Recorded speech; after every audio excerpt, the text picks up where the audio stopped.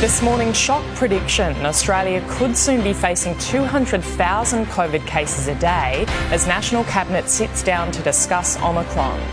Queensland on track to reach 90% first dose today. No quarantine, free travel yet. New Zealand delays its border reopening.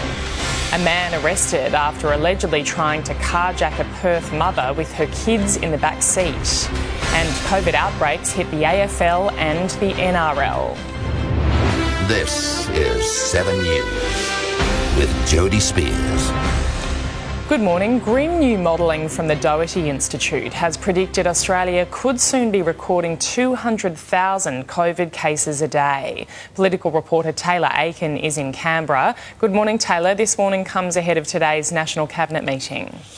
It does, Jody. Good morning. With state and territory leaders set to meet later today to discuss these next steps. But with case numbers continuing to rise right across the country, new modelling from the Doherty Institute predicts that without low and medium risk restrictions such as density limits and masks, Australia could be on track to hit 200,000 cases per day within the next 6 weeks, potentially overwhelming our health systems.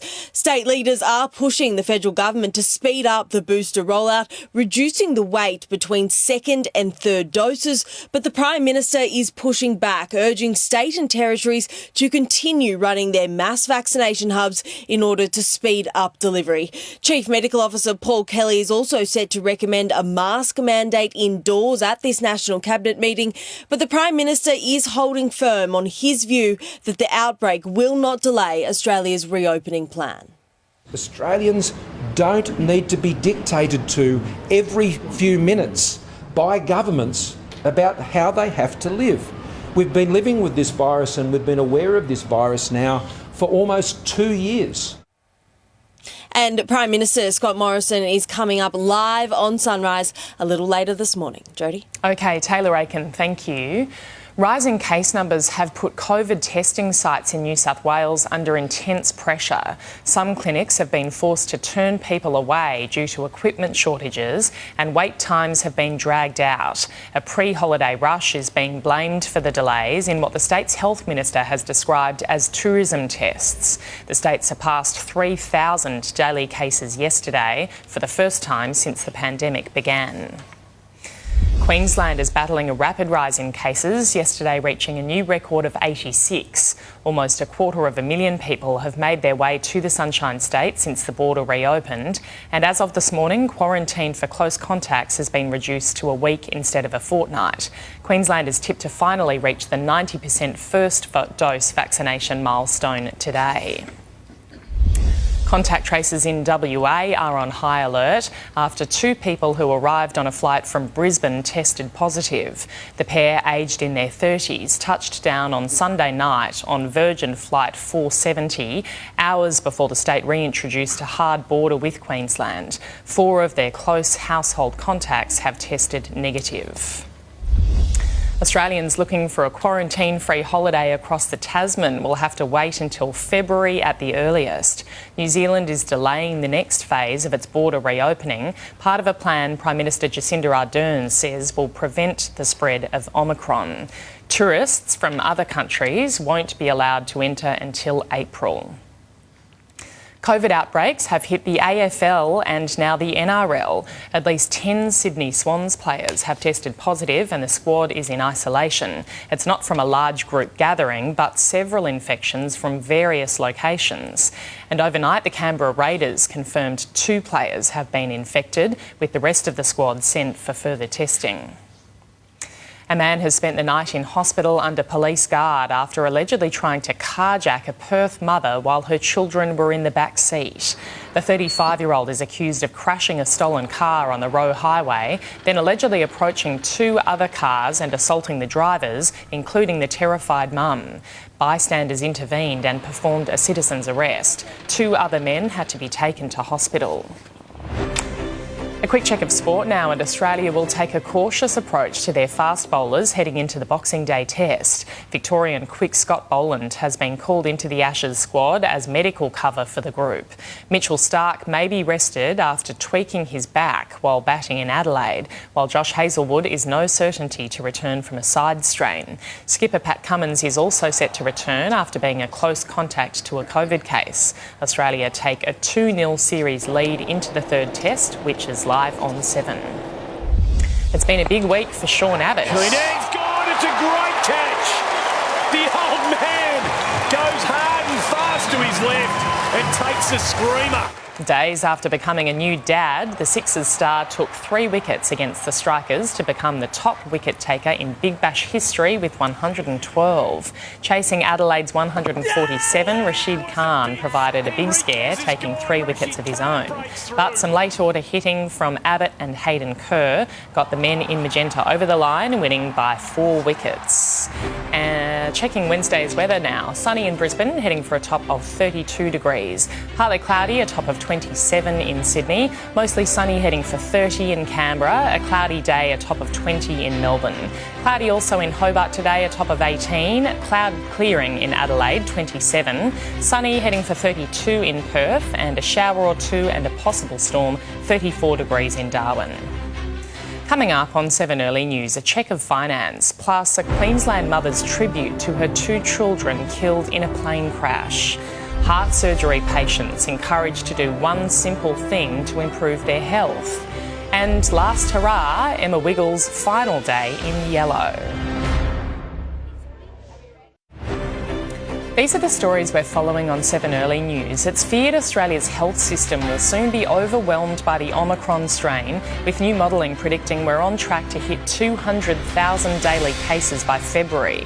Queensland is tipped to reach the 90% first dose vaccination milestone today, the state also scrapping mandatory 14-day quarantine for travellers.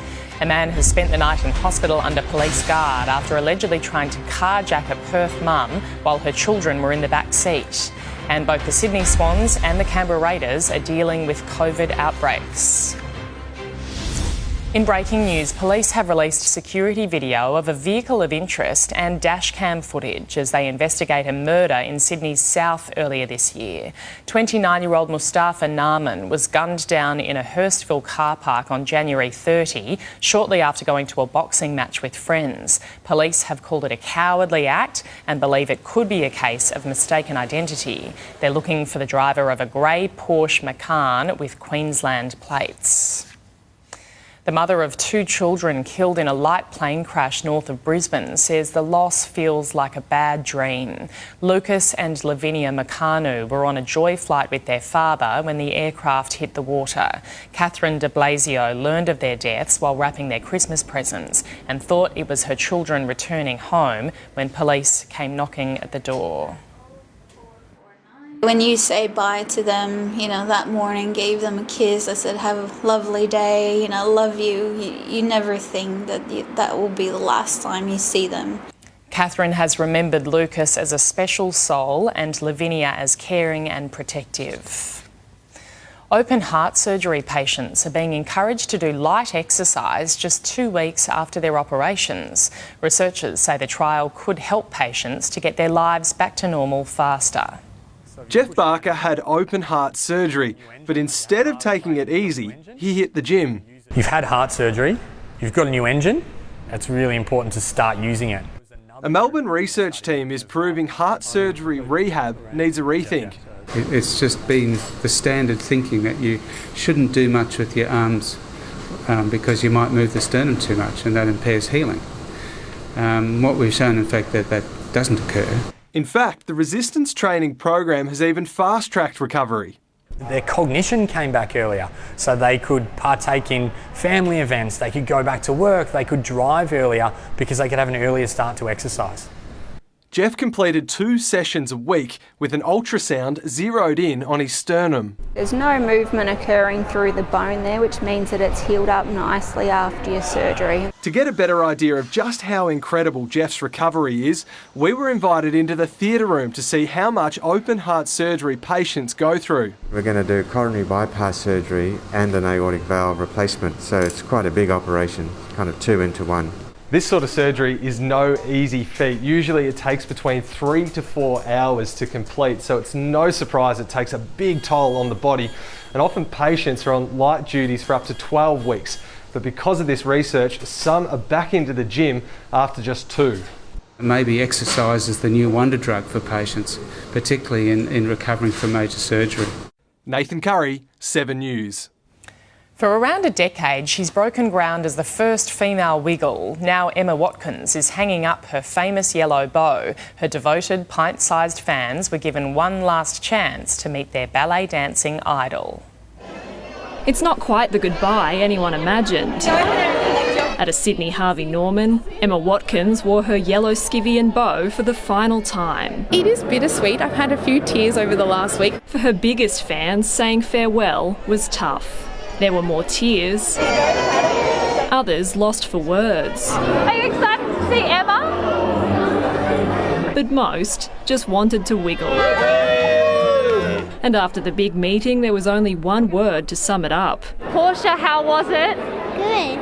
Older fans also got a chance to say thanks for the past 11 years, entertaining and educating children. Emma, you have been such an inspiration. The Wiggles is the soundtrack of our life at the moment. It's on pretty much 24/7. It's a momentous day and I'm so grateful to be a part of it. Emma will now focus on her PhD, working on bringing together dance and sign language. I have an extension to try and finish it over next year, and then who knows what's going to happen after that research. But there's one more special performance she filmed earlier this week. Carols in the Domain, tomorrow night on 7. It's probably the most amount of Wiggles we've had on stage ever, so please enjoy.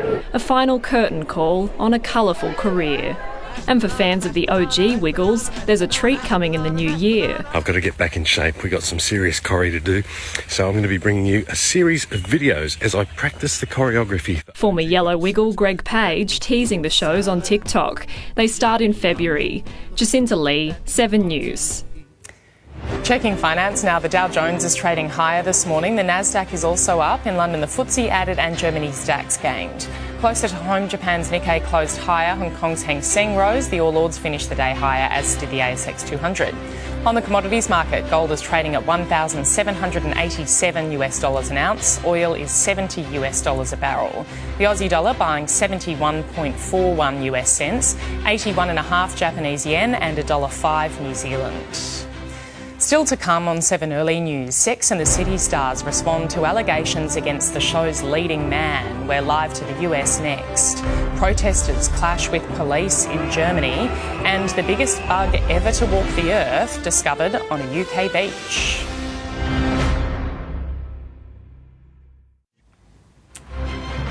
These are the stories we're following on 7 Early News. It's feared Australia's health system will soon be overwhelmed by the Omicron strain, with new modelling predicting we're on track to hit 200,000 daily cases by February. Queensland is tipped to reach the 90% first dose vaccination milestone today. The state also scrapping mandatory 14-day quarantine for travellers. A man has spent the night in hospital under police guard after allegedly trying to carjack a Perth mum while her children were in the back seat. And both the Sydney Swans and the Canberra Raiders are dealing with COVID outbreaks. The man accused of stabbing to death British MP Sir David Amess has pleaded not guilty to murder. Ali Harbi Ali appeared before the Old Bailey in London for a pre-trial hearing. The 25-year-old allegedly attacked Sir David while he was meeting with constituents in Essex in October. He died at the scene. A trial date has been set for March next year. Protesters have clashed with police in Germany after a demonstration against COVID restrictions turned violent. Around 3,000 protesters took to the streets in the city of Magdeburg. When police tried to break it up, protesters threw fireworks, leading to several arrests. The German government is expected to introduce new restrictions after Christmas. The head of the World Health Organization has called on all countries to work together to end the COVID-19 pandemic within the next year. Director General Tedros Ghebreyesus says difficult decisions must be made to stop the spread and poorer countries must have better access to vaccines. He says the spread of the Omicron variant has dashed hopes that the worst of the pandemic is over.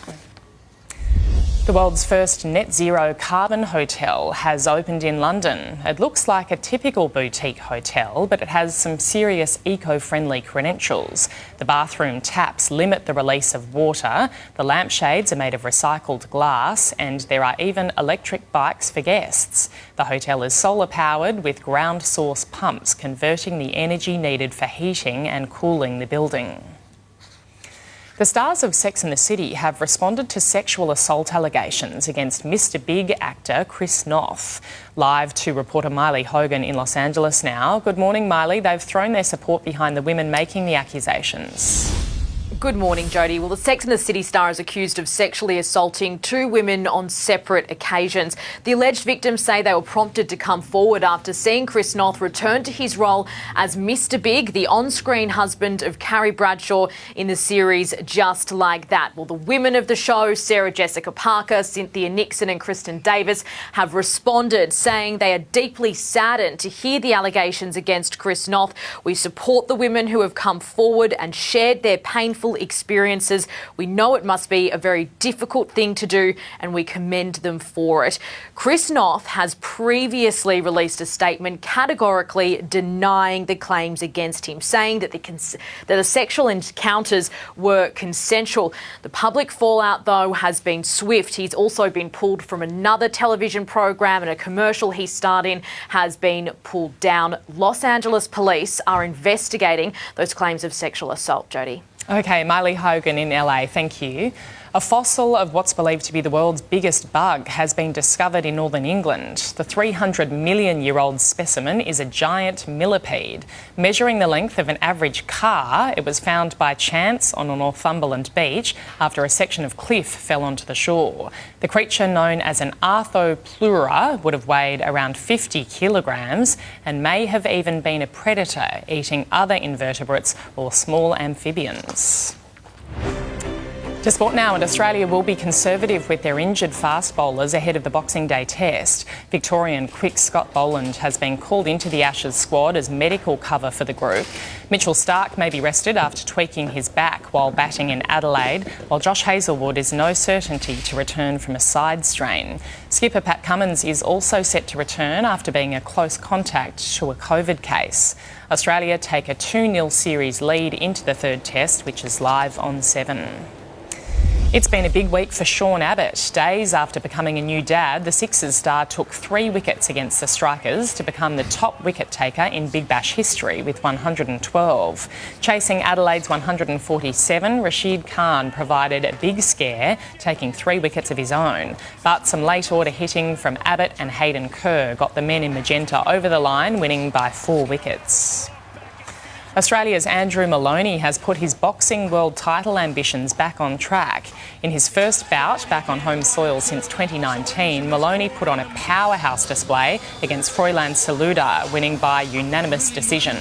After a controversial no-decision world title result with Joshua Franco last year, the 30-year-old has his eyes set on super flyweight champion Kazuto Ioka. I believe I'm world title calibre. I've been world champion before, so I want to get back to there as soon as possible. And former West Tigers Tim Simono was stopped by the doctor in the 3rd round of his pro debut against Aaron Kocho. For the first time in Sydney to Hobart history, 2-person crews are taking on the famous yacht race. The 18 two-handed crews are being ultra cautious in the lead up to Boxing Day. One positive COVID test would stop them from racing. We've tried to hold back our arrival into Sydney for the COVID reason, but now that we're here, we're just going to keep to ourselves. We'll do our best to stay away from everybody. The Super Maxis in the fleet can have up to 24 crew members. Coming up on 7 Early News, a closer look at how the weather's shaping up in your part of the country. High school students from Victoria have sent vials of yoghurt on a SpaceX rocket. 3, 2, 1, 0. Ignition. Liftoff. Cargo Dragon soars with the final supply run in 2021 for the astronauts aboard the International Space Station. The samples are headed for the International Space Station, where they'll sit for a few weeks before returning to Earth in February. The experiments are part of the Swinburne Space Youth Innovation Challenge to improve astronaut health and well-being. Taking a look at the weather around the country now, low pressure with troughs will lead to showers and storms over parts of WA, the Northern Territory, Queensland and northern New South Wales, while drawing warmth into Queensland. A coastal trough will bring heavy rain to southeast Queensland and northeast New South Wales. A trough crossing Tasmania will bring brisk showers. Around the capitals today, sunny in Brisbane, heading for a top of 32 degrees. Partly cloudy, 27 in Sydney. Mostly sunny and 30 in Canberra. A cloudy day in Melbourne, a top of just 20. Cloudy also in Hobart, heading for 18 degrees. Cloud clearing in Adelaide, a top of 27. Sunny and 32 degrees in Perth. And a shower or two and a possible storm, 34 in Darwin. And that's 7 Early News. I'm Jodie Spears. Now it's time for Sunrise.